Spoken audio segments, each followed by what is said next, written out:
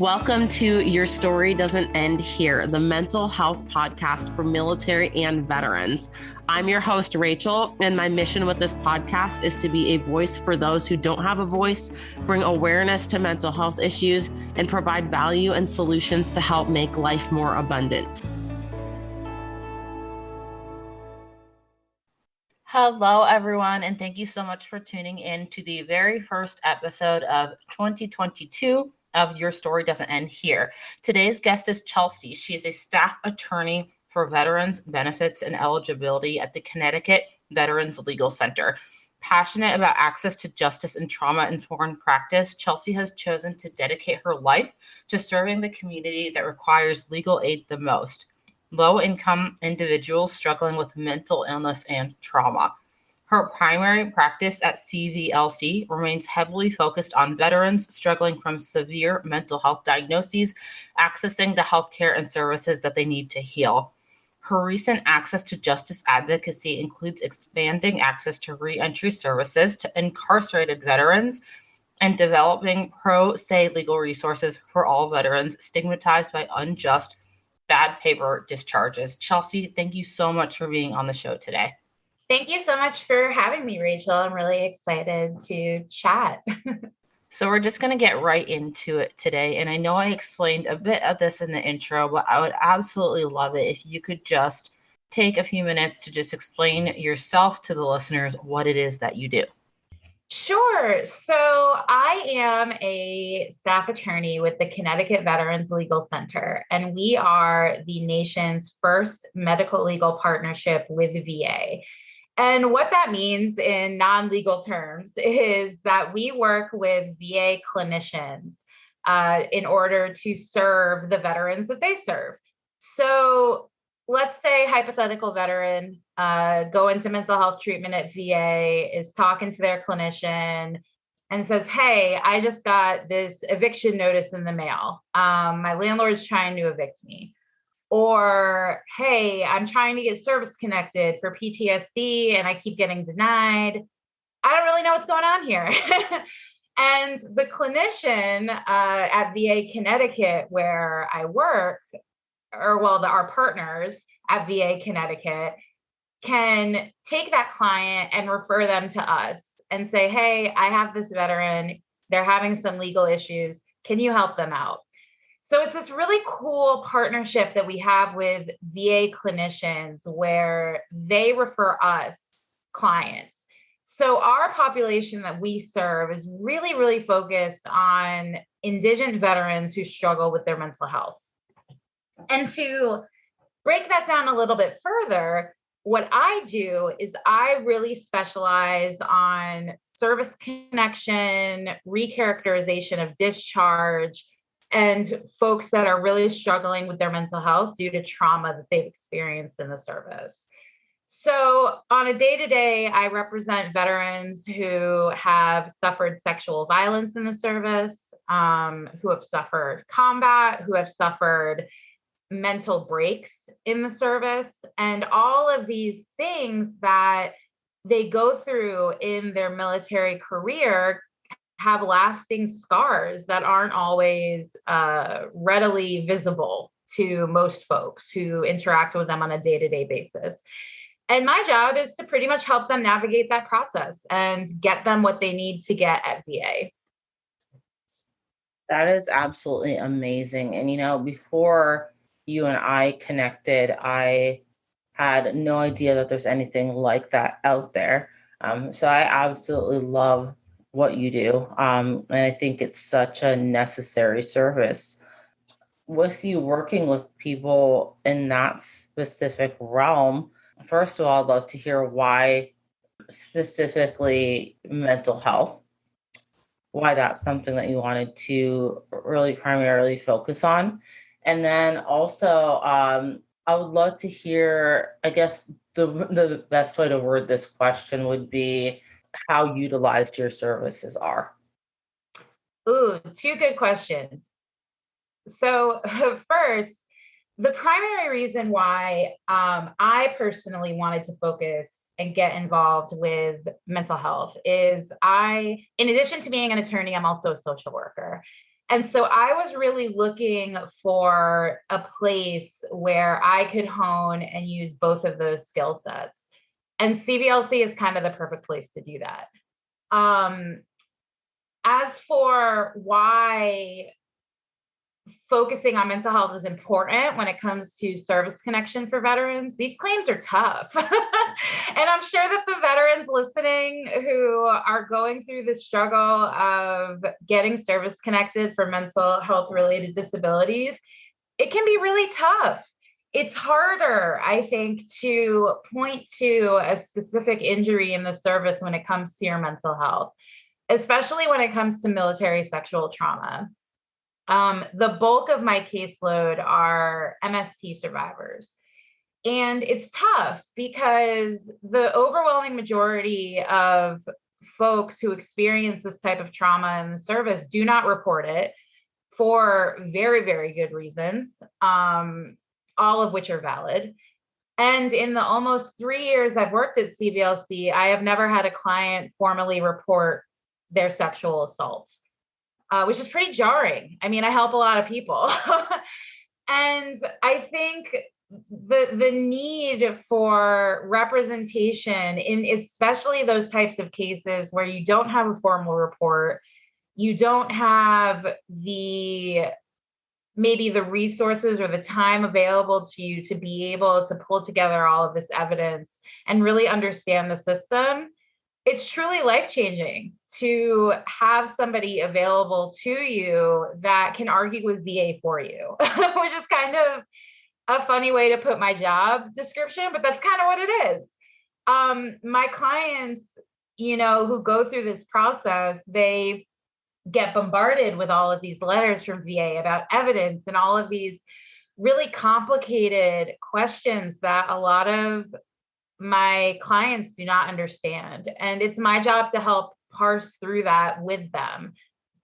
Having PTSD is hard enough. Having PTSD when you go through a re-traumatizing process like filing for service connection for PTSD is even harder.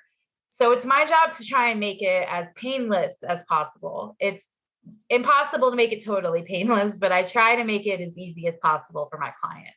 Right now, I have a working caseload of about 50 veterans that I am serving directly. And I'm not the only attorney at CVLC, but the numbers ebb and flow. But right now, especially with the pandemic, with job insecurity all throughout 2020 and arguably most of 2021, our services have been more in demand than ever because people are losing their jobs, which means they lose healthcare. A lot of folks aren't connected to VA healthcare and they need income, they need healthcare, they need housing assistance.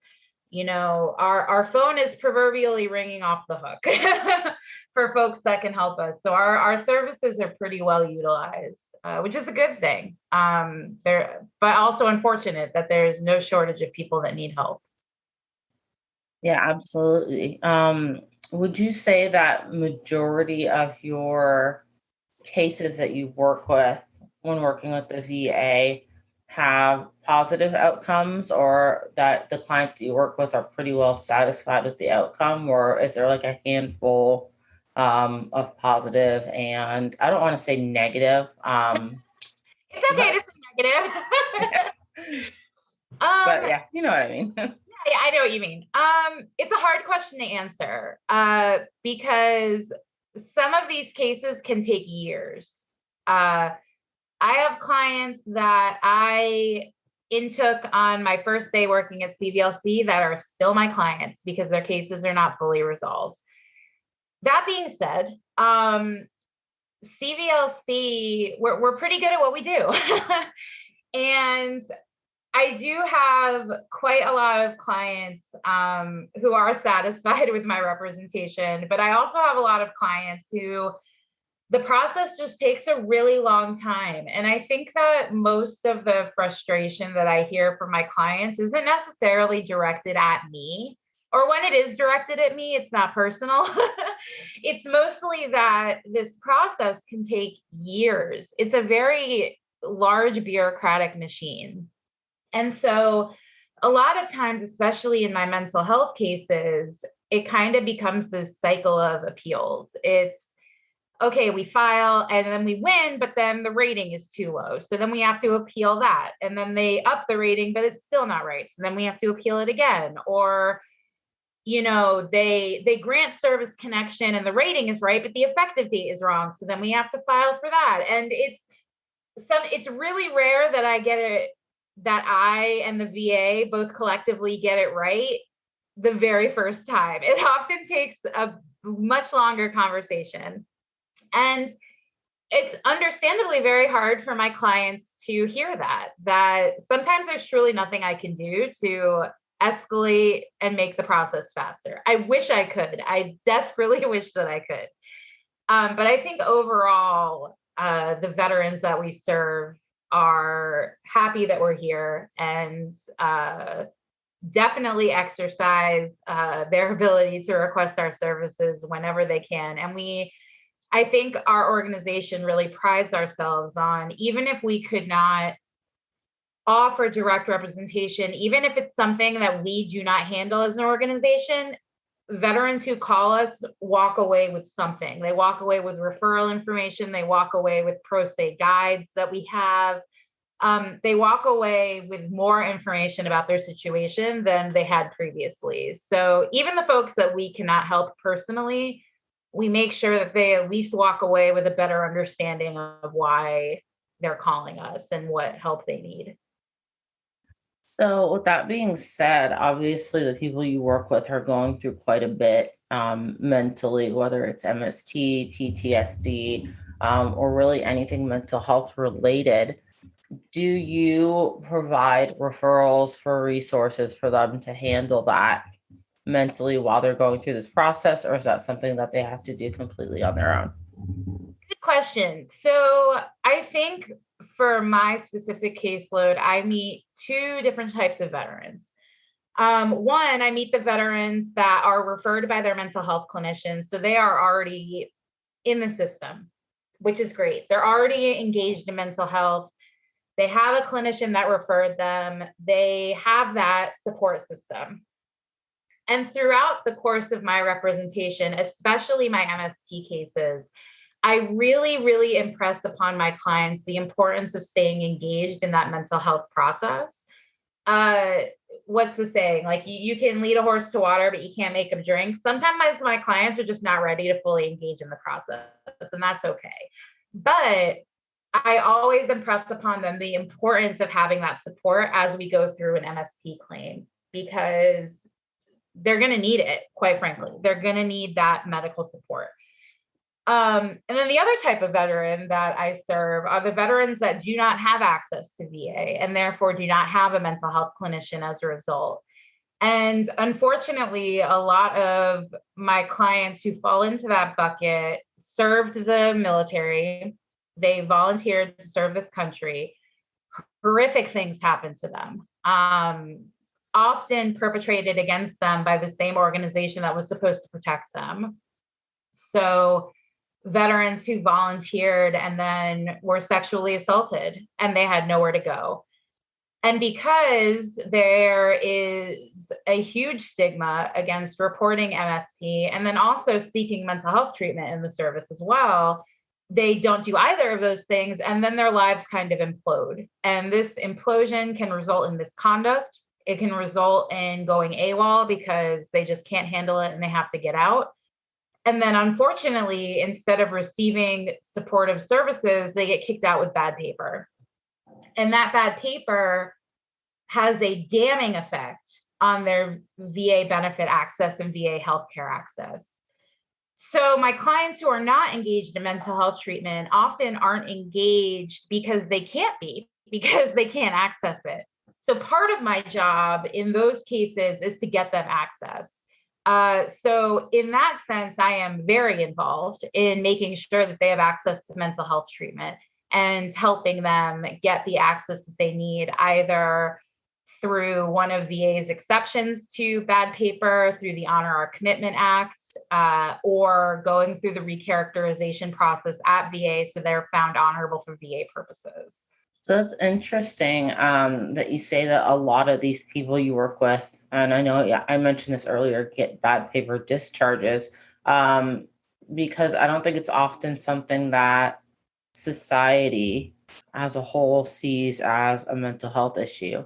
Yeah. But it totally is. I'm sure most of the time. I mean, obviously you work with like a very specific clientele. And I don't even really know how to word this question, but do you think, I guess totally opinionated, that most of those bad paper discharges out there are mental health related as opposed to just someone being insubordinate? It's a hard question to answer, but I think that the people that we serve at CVLC, my clients who do have bad paper, these are not the war criminals of the world, right? These are not people that volunteered and then just acted out because they felt like it. These are people that volunteered, enlisted, hoped to make a career out of this, and then something happened.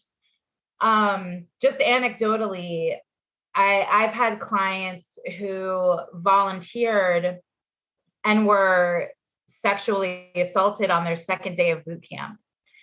And so when you look at a person's military file without knowing that piece of information, take a hypothetical veteran sexually assaulted second day of boot camp. You just reading this don't know that, right?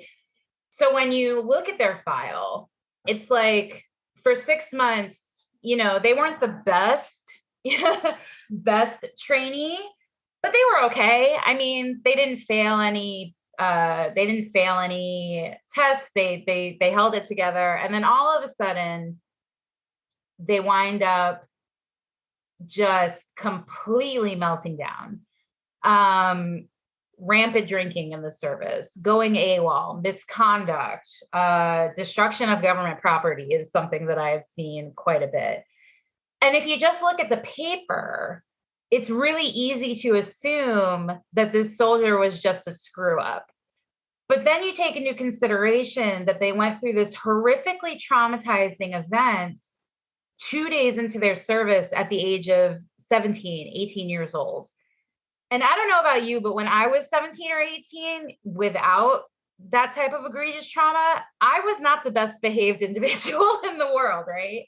But you add on to that this 17, 18-year-old kid experienced this horrific thing.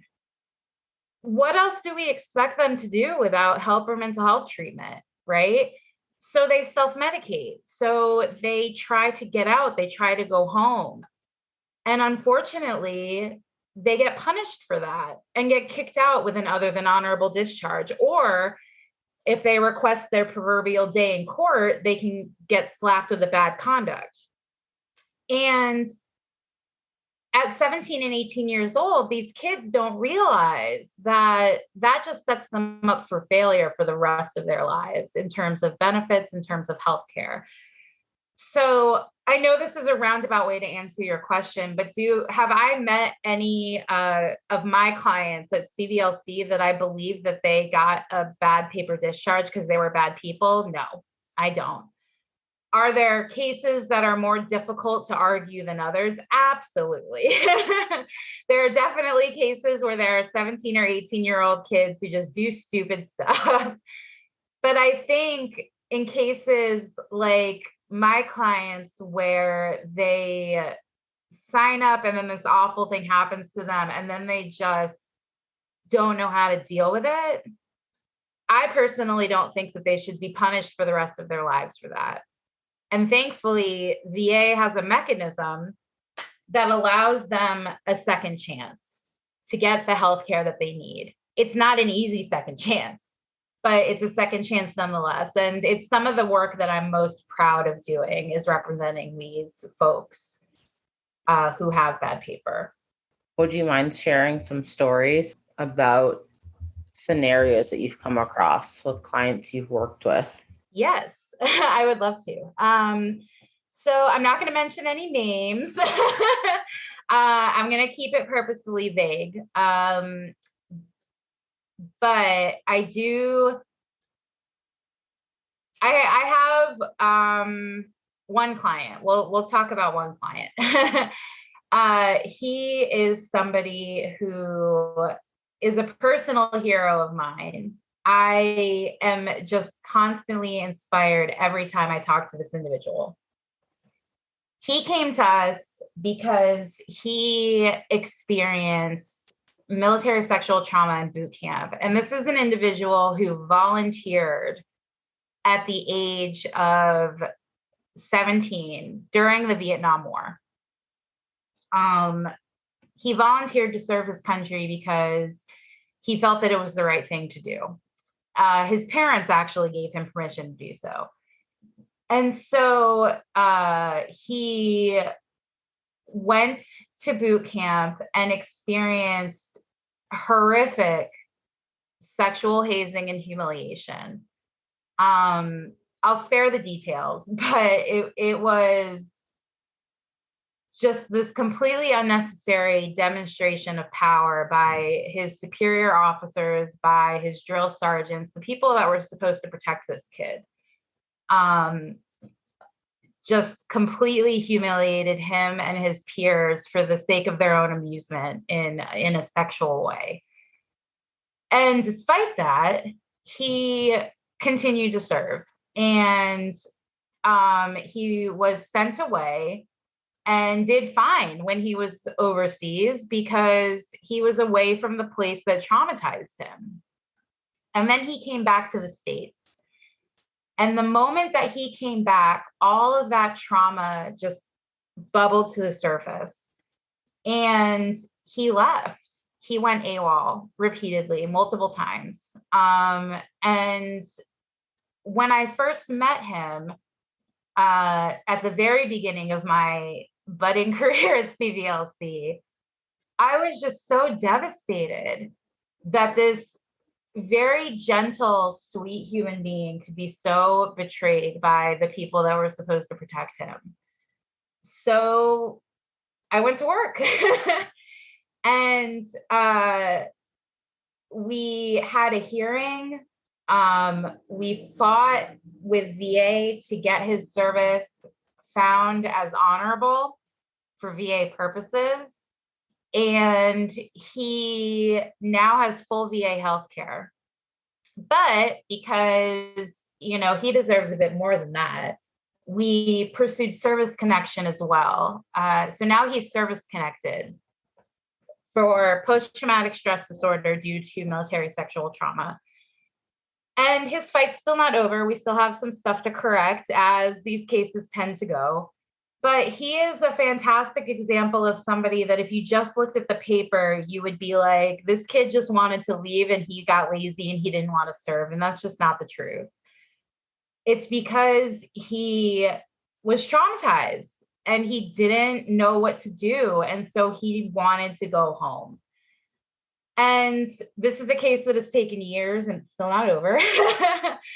But it's a great example of how powerful mental health treatment can be, like actual solid mental health treatment, and how amazing the VA can be for somebody if they have access to it.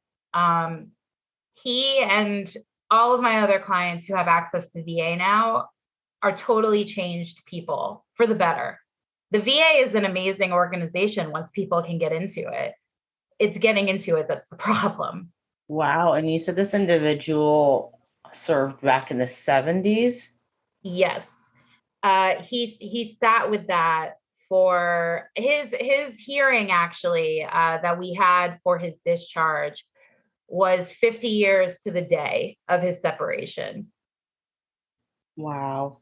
Yeah. So there's no statute of limitations on how long after someone is separated you can start working with them on trying to update their claim for something like MST or really anything mental health related? Yeah, it's, there is no statute of limitations. No, I have clients who have served Vietnam era and I think what's beautiful a little bit, it's also sad, but beautiful about our society now is a lot more people are talking about sexual assault and sexual violence. And I've had clients tell me that they watched, the Me Too movement go viral on Twitter, and they're watching TV one night and they see these stories of horrific things happening to other people and to women in the workplace, and it makes them remember. And they're like, that happened to me. And it's amazing because I have people that served, in the 70s and 80s just come out of nowhere and say, this happened to me and I'm ready. Like, I'm ready to get help. And it's such a privilege to be able to help them do that. That being said, I also have, OEF, OIF era veterans too, in my caseload. And unfortunately, the feelings of not wanting to report are the same. But I absolutely have folks who have served in the older theaters that need just as much help, if not more so. And there's help that can be given at VA. It does not matter how long ago this happened to you. We advocates, the VA, there are a lot of folks out there who want to help you. And would you say that you have quite a bit of male MST clients that you work with? Because I know that there's this kind of stigma still in the military and in society that it doesn't happen to men. We obviously both know that's not true. Right. But would you say that you have a decent amount of male clientele that you work with? The majority of my caseload are male veterans. Wow. Yeah. And it's interesting because statistically speaking, female presenting people are more likely to experience MST. I think the current numbers out of DOD and VA, which admittedly are, wrong because it's very underreported, but this is like the assumed number, is 1 in 4 women will experience MST. So that's a pretty high amount of women. But you also have to take into consideration that the number of men in the service it's much, much bigger. So even though statistically speaking, women are much, much more likely to experience MST in the service, the raw numbers, there's a lot of men who also experience this. And the majority of my caseload, because men outnumber women so much in the service, are male veterans. Wow. Yeah. 1 in 4 is like, I mean, it's not shocking to me at all because, every single female that I've talked to connected to the military has experienced some kind of MST, and it's really sad. I don't see that making like a drastic change anytime soon, but I know that there's steps being taken. Are you aware of any steps being taken on the veteran side to really kind of make this process better for people? Or is it just kind of just the services that you offer and people finding something similar to that? So I'm going to preface this by saying that I myself am not a veteran. So take what I say with a grain of salt, veteran community. I do know that there are a massive amount of veterans nationwide who are pushing Congress for change. Veteran-led groups like Protect Our Defenders, Minority Vets, Vets for the People, pushing Congress to do something, literally anything, about combating military sexual trauma in the military. And there's some recent agreements going on in Congress right now with the new National Defense Authorization Act about changing the military justice system and removing the investigation process from the chain of command. All of those things are positive. So there's definitely stuff happening on the veteran end to push for change. And all of these groups that are pushing for change, I know are not going to quit anytime soon. So there's definitely stuff happening. I think on my end, on CVLC's end, we work really closely with our senators, Senator Blumenthal and Senator Murphy, and our connection with VA Connecticut to keep them apprised of when VA Connecticut screws up, for lack of a better word, in turning people away that otherwise are eligible for mental health treatment at VA, keeping clinicians really in the loop about MST claims and what they can do to help veterans get through the system faster, get through them with more treatment.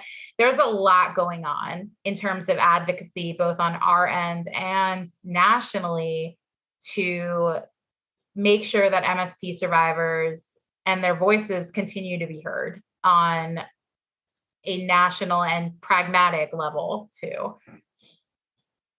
So are there centers similar to CVLC across the nation, or is this very tight-knit within your community in the state that you are specifically in? That's a good question. So Connecticut, CVLC is the only veteran-specific legal aid organization in Connecticut. And while I said that CVLC is the first medical legal partnership with VA, we have not been the last. I believe there are now 30 or 31, I don't have the number in front of me, nationwide MLPs with VA. So odds are high that you have someone in your state that can help you. There are also a ton of legal aid organizations across the country that we do work with. Swords to Plowshares in California does amazing work for veterans on both the lobbying end and also the direct representation end for VA benefits and all types of other stuff.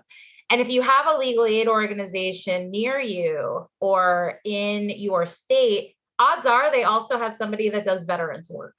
So Community Legal Aid in Massachusetts has a veterans benefits unit, and lots of other states also have that as well.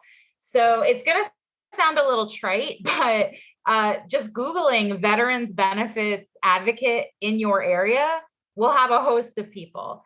Another great resource is actually going to your local VA and asking them for a list of veteran service organizations. And they should have a list of advocates and accredited representatives that can help you with your claim. So if you go to your local VA benefits office and say, hey, I really want an advocate to help me out with my claim, or do you have any suggestions on where I should go? Your own VA might be able to help you out too. So is this something that service members have to start once they are already a veteran or once they've already filed a claim? Or is this something that active duty can start while they are in the process of filing a claim before they get out? Ooh, that is a good question. I do know there is a mechanism that you can file before you get out. I am going to be honest with you, Rachel, and say that I do not do that work. But I will say that you do not have to file immediately after you get out. There are certain things that if you are symptomatic within a year, filing within that year with proof of within that year might make it a little easier for you. But that's kind of like, it all depends on the case and it all depends on, it's a very individualized process. Sorry, I don't have a better answer. You're good. So, but someone doesn't have to already have a rating to work with you, or do they have to already go through the process and then utilize your services?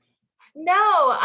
So for us at CVLC, I see all types of folks. So I have folks who have been filing and getting denied for years. and the claims file is like insane. We also have people that come to us who have never applied before, and they're like, I don't even know where to begin. So for me, the decision to take on a client is really based on me asking myself, will an attorney help this or will it make it worse? And 9 times out of 10, it can't make it worse. But there are a lot of things that you can do as a veteran that you don't necessarily need an attorney for. So it really depends on the case. But no, you don't already need to have a rating. You don't have to have access to VA or anything like that to utilize CVLC services. Awesome. Well, Chelsea, I really appreciate you being on the show today. I do have one final question for you. Sure. Might be kind of a tricky one.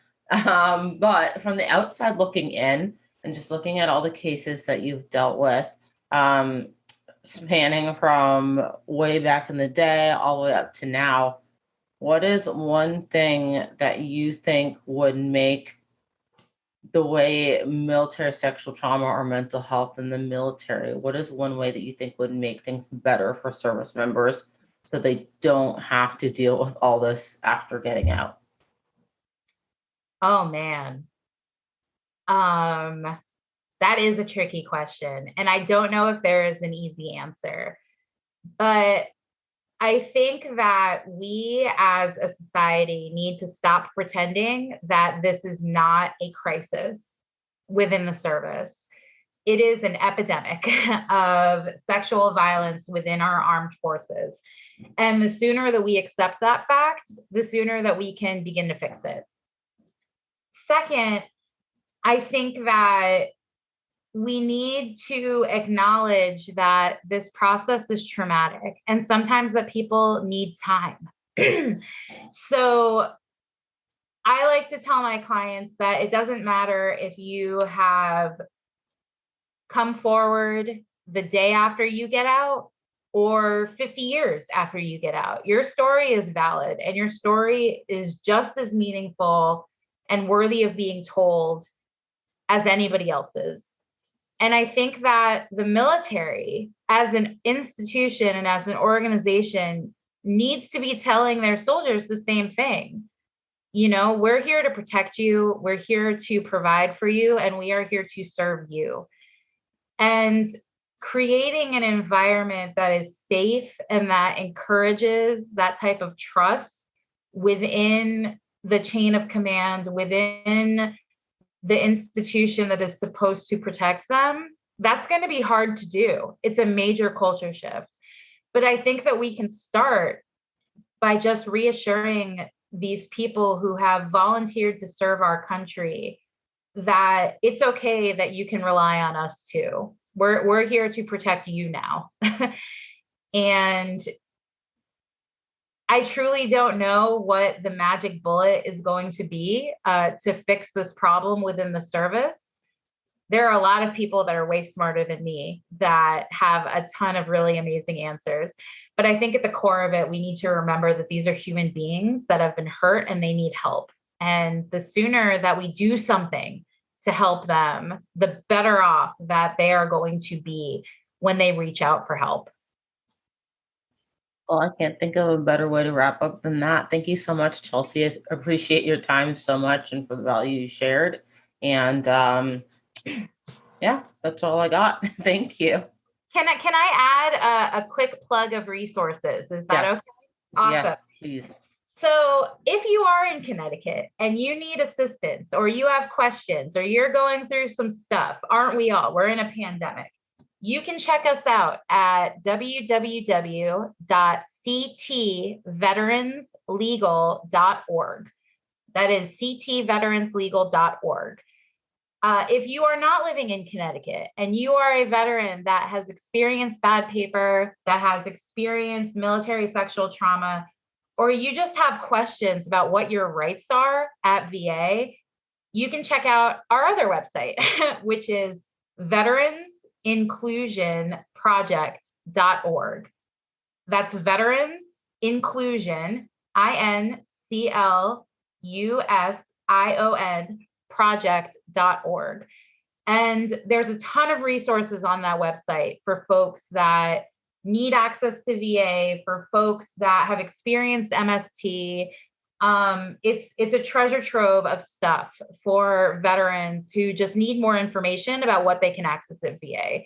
So ctveteranslegal.org if you're in Connecticut, veteransinclusionproject.org if you are nationwide and just want to know what your rights are at VA.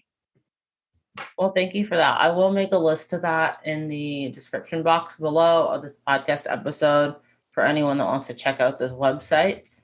And I'm sure it'll be a phenomenal resource for so many people. So thank you. You are so welcome. And thank you so much, Rachel, for having me on your podcast and for providing such an awesome depository of resources for the folks that have served us. It's truly a privilege to be able to do this work. And thank you so much. Thank you so much for taking the time to listen in today. Each week, I'll be bringing you value in the mental health space and its direct impact on service members and veterans. If you feel you personally got value today from this episode, it would mean the world to me if you would leave a 5-star rating and review and share this to your audience. Until next time, remember, your story matters, your mental health matters, and your story doesn't end here.